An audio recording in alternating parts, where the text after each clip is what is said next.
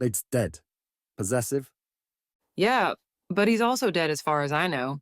And it's lead like the metal, not lead like leading someone around. I see. Penn started towards the door but explained as she went.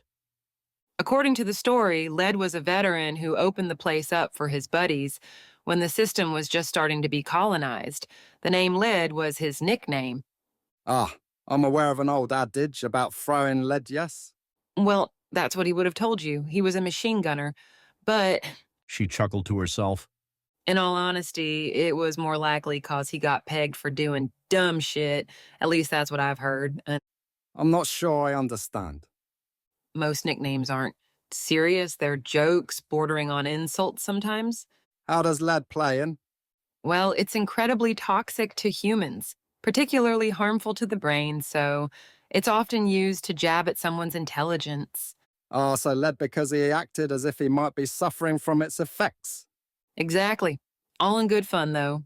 An insult said with love. Insulting someone lovingly was certainly an aspect of human culture Gareth was still learning to understand. It seemed so counterintuitive. So, well, your nickname does not seem to be a joke. No, it isn't. Her tone shifted drastically. He was fairly certain that she was upset at this fact.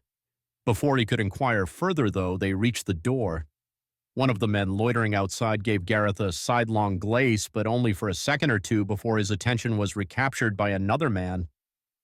Penn walked by all three without concern as the door slid open. They entered to quite a sight, at least by Gareth's standards. Even the dingiest of the backwater spots he'd been to couldn't hold a candle to this establishment. Smoke hung thick in the air. It smelled so potent that Gareth adjusted his respirator to filter as much of it out as he could. The lights were as dim as the alleyway outside, and the walls weren't decorated in any way that would bring much color to the space. Not that one would consider decorating a place before they'd installed a ceiling, which this place did not have. Instead, it was just open to scaffolding, ducts, and other infrastructure. Human, and only human, figures filled out the place fairly evenly.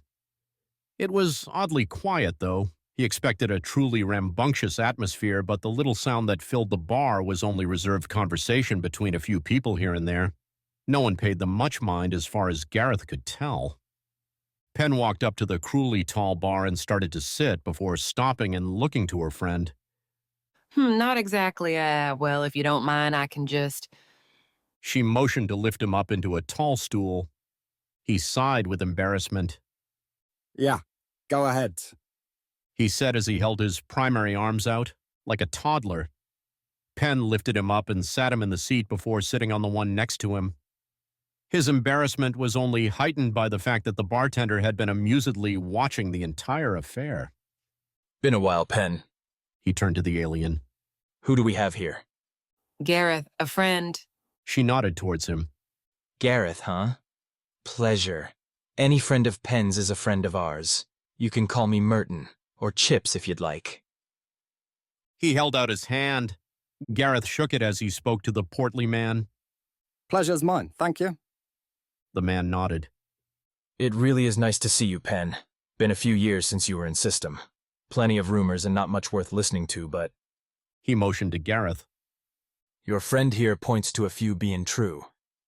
I did step away, yeah. Working as a security officer now aboard their ship. Been quite a ways outside human territory. Oh, Captain Gareth? He looked to the Wylan. First officer. Our captain is a Corval by the name of Dag. He's actually a hoot. You'd like him. Dag, gotcha. Look at you, though, finding respectable employment. I so don't want to hear it, especially from you, Chips. That got a sly grin from the man. Heh.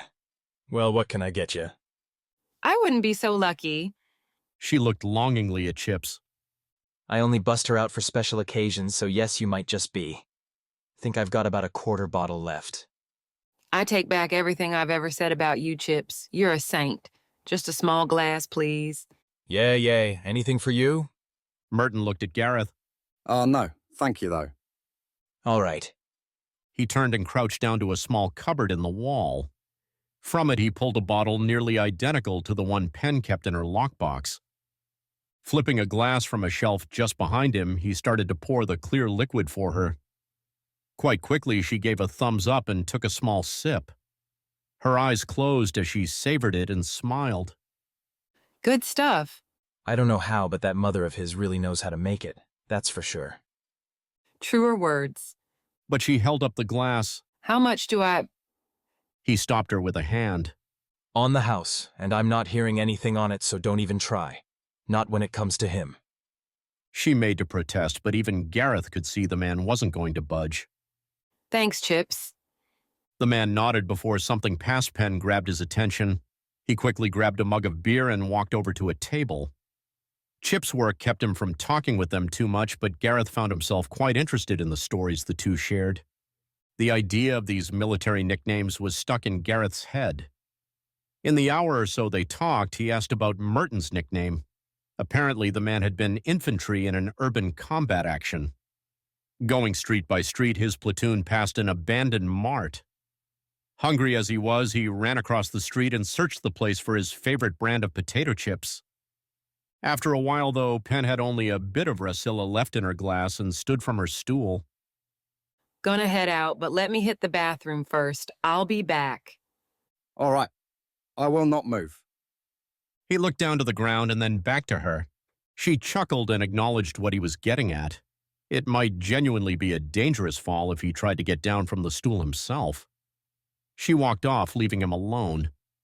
They hadn't garnered much attention of any kind, but he'd be lying if he said he didn't feel far less comfortable in this place without Penn next to him. He was only sat there alone a few minutes when the men that were loitering outside when they'd arrived came in. The one in front walked with far more confidence than the two behind him. He took a moment to look around when he first entered, but quickly walked right over to Gareth and stared at him. At first, Gareth didn't even turn, hoping the man would just move off, but after a few moments, he finally turned and addressed this human. Yes? Is there anything wrong? He didn't get a response for quite a while. The man just continued to look him over. Finally, though, he spoke. Move. Excuse me? My seat. Move. The two behind him moved up to bolster their friend. Well, I may be mistaken, but as far as I know, there's no owning one seat or another. That said, you can sit right here. I would be happy to get you something to drink. The man moved right up on top of the small alien. Even through his respirator, Gareth could smell his acrid breath. Move. Your ass. Gareth began to stutter. He was starting to flush with anxiety, totally unsure of what to do. It relieved and surprised him to see, as the man shifted slightly, Penn standing right behind him. The two others had backed up significantly, and her glare was drilling a hole in the side of this man-head. Slowly, she walked around him and put herself between him and Gareth, forcing the man to take a step back to make space for her. She looked him unblinkingly in the eyes for a moment before turning to Gareth and reaching past him to grab her drink. You know, Gar, we never talked about it, but you'd find it interesting, I think, how these older bars got started. Want to hear it? Penn, I don't think now is... Oh, come on. I promise. It's really interesting. Penn. Gareth. She had that look about her. He realized that she was up to something. He didn't know what, but he knew better than to question it. Sure. The man seemed almost stunned at the fact he was apparently just being ignored. Hey. She continued as if he hadn't just tried to speak. Well, you probably noticed that we're in the guts of the station. These parts were the very first made. Everything else is expansion off of them bit by bit over the years. That makes the few bars here the oldest on the station. They popped up not long after humans first started exploring the system. All right. She dragged the bottom of her glass in a circle against the bar before turning to the man. As you are keenly aware, Gareth, we tend to lead with our military. Military almost always accompanies a survey group when they make for a new system. Scientists do what they need to, and we make sure no one tries to fuck with them. She was staring at the man but continued to talk to Gareth. A consequence of this is that the first places, like bars, set up, cater to military types. These are called military bars, and a general unspoken rule is that they really only serve military, or at least prefer non-military, go elsewhere. I'm not too sure what you mean, Penn. It means I can do something really cool. She glanced back at him, grinning from ear to ear. Want to see something cool? Pen, what are you? Come on, humor me. She looked back at the man and dropped the grin entirely. Fine. Fine. Yes, sure. She brought her glass to her lips and downed the last bit of Rusilla. As the glass came back down to the bar, she dragged one more circle against the surface and then tapped the glass twice. Thunk, thunk. Gareth was utterly lost until her 2 taps were returned 30 or 40-fold by nearly every other patron in the place. A chorus of taps resounded through the bar before, just as quickly, silence returned. It was a different kind of silence, though. As Gareth looked out, he saw every single person now had eyes on this man and his 2 friends. The attention of the entire bar was turned on them, and it was palpable. A few younger-looking patrons had even stood from their seats. They waited for Penelope, though. The man's demeanor changed with a quickness. He scanned the faces of the patrons before coming back to Penn. You. She stopped him with an upheld finger, closed the distance between them, and simply and calmly rested the back of her right hand on his shoulder so that her open palm was facing the ceiling.